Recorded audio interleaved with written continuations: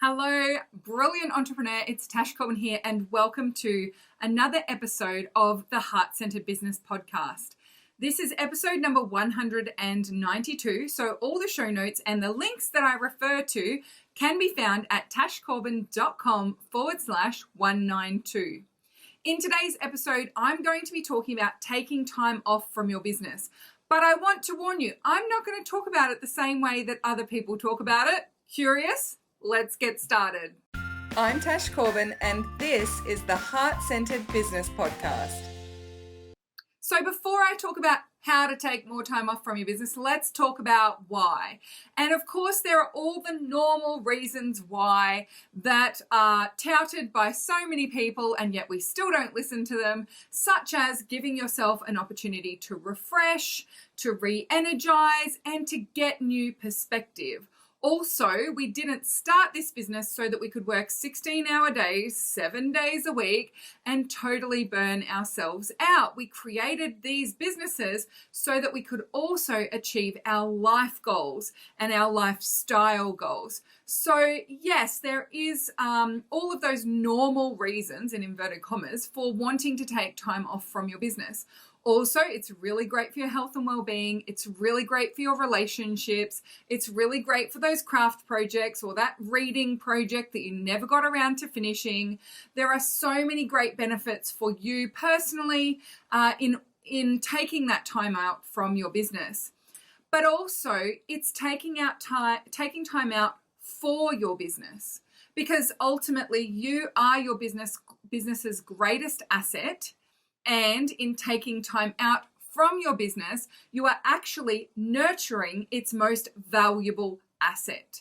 And we don't often think about the bottom line of not taking time out. What is the cost to your business of you continuing this cycle of working long days, not taking breaks, not getting a rest, losing motivation, and finding it harder and harder to get back on the bandwagon when something maybe goes awry in your business as well.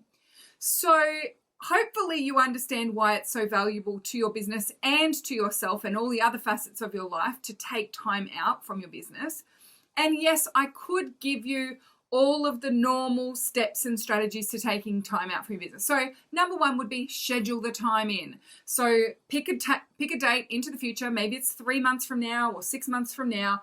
Book a week off or 2 weeks off. Really schedule it into the calendar and make sure that everyone knows it's coming, and prepare yourself for it. Prepare your business for it. That's another great strategy. So systemizing things, making sure that you have the team members in place in order to keep things going for you. Or prepare for it by preparing your potential customers and existing customers by telling them, I am closed between this date and this date. Now, that is something that I will be doing for my wedding. Some of my team members are coming to my wedding. So there will be an extended period of time this year when I will be taking time out from my business and things will pretty much shut down. And that is totally okay as well. We will be prepared for that.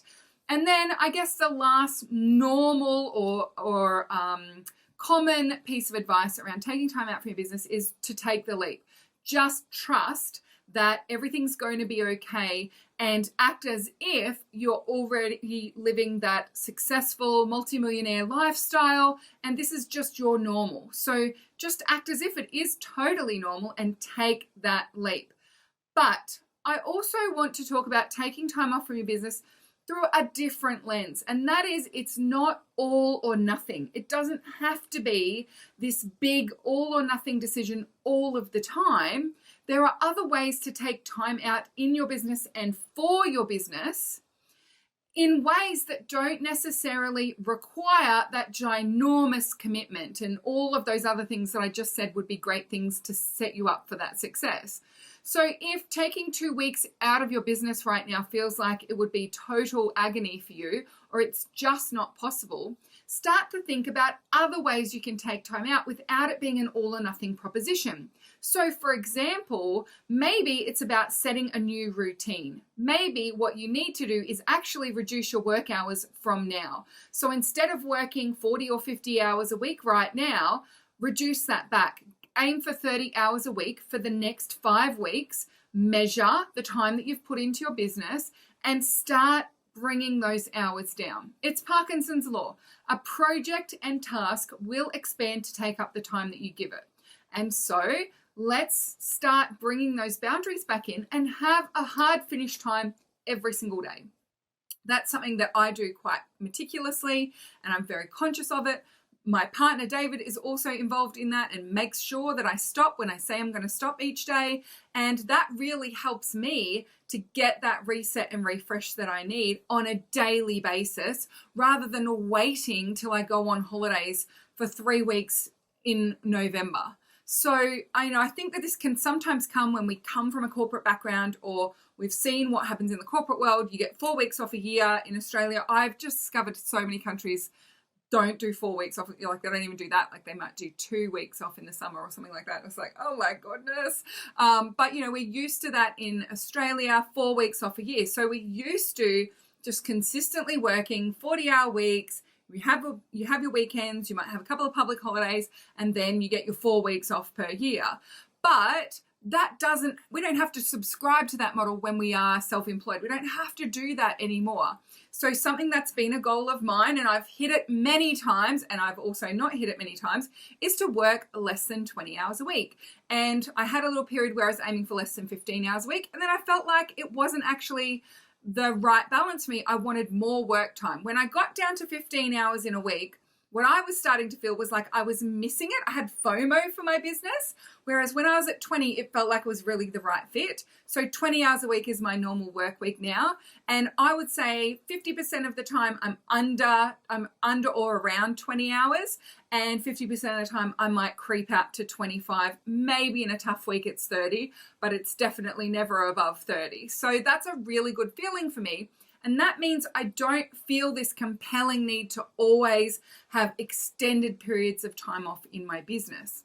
Another way you can create that time out in your business without necessarily making it an all or nothing proposition is to take time off from parts of your business. So I do this really regularly. I will block out weeks where I don't have any client sessions.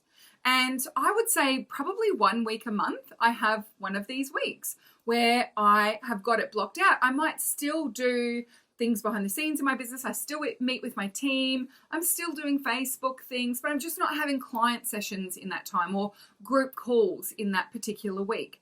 And I actually have 3 days a week where I have no external facing time most days. Now, there are exceptions to that. For example, when I'm doing a daily Facebook Live for something like Tashmas, or if I'm doing a challenge, or I'm doing something in the lead up to a launch, I might still do some Facebook Lives. But I still have those 3 days a week where I have no client-facing time, and if I can, no public-facing time as well. And that's a really great balanced way of doing business. So when people are working with me one-on-one, and even in my group programs, most calls are done on a Tuesday or a Thursday. And Monday, Wednesday, and Friday aren't necessarily client-facing times. Now, there are exceptions to that rule, and I'm allowed to break that rule if I want to, and it's totally up to me. But by having that loose boundary on things, it makes my life so much easier. And it means, again, that I'm consistently feeling like I've got time to work on my business instead of constantly being in my business. So you could think about ways that you could take time off from certain parts of your business. So that's one way, is like no client facing time. You can also do the opposite, where you only do client facing time. And often for me, this is what I will do. And I have my team meeting with my team on a Monday, and I will say to my team on a Monday, look, I'm feeling a bit burnt out or a little bit at the moment. So I'm just going to do the client facing time this week, and then all the other stuff is going to have to be delayed until next week. And my team work around that. So, there's some really cool ways that you can take time out from parts of your business, and that is giving you that sense of spaciousness and all of those benefits of taking time off your business without necessarily having to do it as all or nothing. Then we think about, sometimes we think we need to go away overseas. We need to go on these long breaks and all those sorts of things. Honest Dave and I will often just take 2 days off in the middle of a week, and we will go somewhere locally, or we'll stay at home, or we'll work on other projects. or we'll just have a Netflix day. And those short breaks and being able to have them makes me really, really grateful for the days when I am working in my business. So as I said before, when I got down to 15-hour weeks, I was actually really missing my business. And that was such an amazing feeling. It was so nice to know that my business was still such a big driver for me. I was still so passionate about it. And I wanted to be in my business. I wasn't just doing it because I had to. And so by just starting with some shorter breaks more regularly, then you can start to build up to more consistent, longer breaks if you need. I would recommend that you take a long weekend as a minimum at least once a month. Give yourself a Friday or a Monday off and actually take that break. Those shorter breaks are great practice, and it's great to see where you feel those feelings of maybe guilt or worry, or you're like anxious, or you need to keep checking things. Sometimes it's just a habit as well, and you'll be able to pay attention to those habits and start to shift those and change them in your mini break practices, so that when you do book in that longer period of time off, you'll know what your triggers are, what your worries are, and where you need to be prepared, and maybe where you need to shift up those habits. So I know some people who like completely delete all the apps, the business related apps off their phone whilst they're on holiday. So they still have their phone, they can still take photos, but they have no Facebook app, they have no email app, they have none of those sorts of things. And so all they can do is call, text message, or take photos. And they really lock down their phone so that it just does the things that they need when they're on holidays. And keep your Google Maps on, because #Tash gets lost a lot. Now, I don't go that far. I don't have alerts on my phone for those apps. I still do have them. But sometimes I do notice myself reaching for the phone thinking, I'll just quickly check my Facebook. And it's so powerful to notice that moment. That moment gives you that beautiful opportunity to check in and think about, well, what happened just before that? What was I thinking about just before that? What were the thoughts creeping into my head? What were the worries? A lot of the time for me, it's that feeling guilty about taking time out.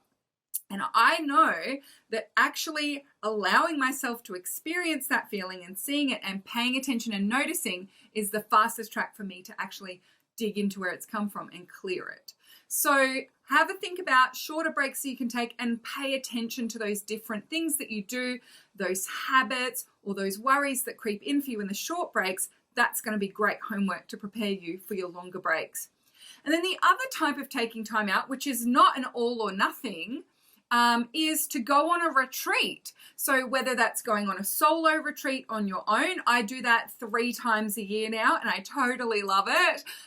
So I go away, I leave Davey behind with Munchkin. I book a hotel for myself, or I book an Airbnb somewhere with really fast internet, with great sound and acoustics, so I can record a bunch of podcast episodes and get a bunch of work done, maybe something with a nice walk, great restaurants nearby, whatever it might be. And I book in at least 4 days for a solo retreat regularly for myself. And you can also go on retreats with other people. So I'm actually looking for and considering a couple of different one-on-one retreats that I'm going to be doing next year. So I've actually already decided that in 2 months of next year, I'm going to go on retreats that are facilitated. But there are a couple of amazing ladies who run single day VIP retreat type things, where you just go and work together for 1 day, but you have your accommodation like for 2 days before and 2 days after in the same space. So you're kind of like a solo retreat, but with a guest appearance by someone in the middle. So there's one of those that I'm considering. There's also a group one that I'm considering. And I'm also looking at people to maybe reach out to and say, hey, I want to go on a retreat here. How much would it cost for me to fly you out for a couple of days to do some work with me on things that I want to work on in my business? Now, those types of time out from my business is really stepping me away from being in the business to working on the business, and they're hyper powerful. In the preparation for those retreats, I'm very productive getting things done before I go. I recently went on retreat to Bali, and that was a doing retreat, and Laura, who's one of my team members, was sending through all these tasks for me to do whilst I was there, And in the couple of weeks before I was going, I was so excited for the retreat and like amped up and motivated. I was doing all my Bali homework before I even got on the plane to go away. And it was such an amazing feeling. It was so cool to look back and see in the 2 weeks before I went away, plus the time I was away, how much work that I got done. I wrote 2 books. I created 2 courses. I ended up creating half a third course. I caught up a bunch of that admin-y stuff. I wrote email sequences. I redid sales pages. Like I totally revamped a bunch of things in my business. And it was so amazing to see that it all happened not just on the retreat, but in the lead up and then also in the follow-up as well. So even now, a few weeks later, I'm still feeling like I'm in this hyper productive zone and I'm really like riding that wave of productivity and efficiency that came from going away on a working retreat. Now, one of the things I do recommend if you go on retreat is to make sure that you don't have that client-facing time whilst you're there. So I usually break this rule for 1 or 2 special people, and every time I do, I think, next time I won't do that. I'm actually going to really lock that time away and not have any client-facing time whilst I'm on retreat. This last time I did that and I stayed true to that, and it was a much different feeling. So there's a bunch of different ways that you can take time off from your business and for your business. And I hope that this has planted the seed for you that it doesn't need to be all or nothing. I'm not saying that you need to take 4 weeks off every quarter and totally detach from your business all of the time.